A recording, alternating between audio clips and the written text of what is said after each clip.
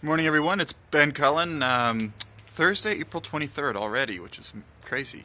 Today we're talking air fresheners, because if you drive an older vehicle like such as this 2003 Camry, keeping it fresh is incredibly important. So I like to drive around with a lavender in the front seat and a lot of garbage.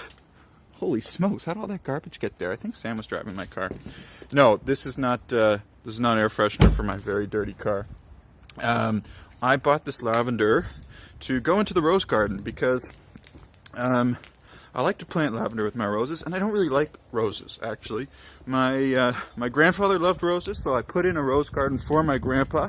And by rose garden, I mean I put in 3 roses because we rent here, but I still couldn't help myself. So I put in these 3 roses last year. I just pruned them. If you haven't pruned your roses yet, now's actually an okay time to do it. That's what my rose garden looks like.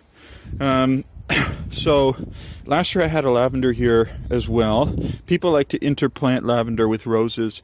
Some say that it'll help hold off aphids. I don't know whether or not that's true, but certainly enough people do it to say that it's a good idea. Other people try garlic and onions. If you go to the new rose garden at the Royal Botanical Gardens in Burlington, they've got all sorts of awesome interplantings in their rose garden. If I had to go to a rose garden, I'd probably say that one's my favorite. I find most rose gardens kind of sterile. That's the old way. Anyway, so I had a lavender here last year. Didn't make it. In theory, they're hardy to zone 5, an English lavender. But this year I'm replacing it. And I also like having lavender here in the front because it's lower than the roses that I've got chosen here. So it just kind of fits well into the space. So I'll be planting that. And the other nice thing about having this, I just picked this up from the grocery store. So the plant material's starting to come in. Good time to start shopping.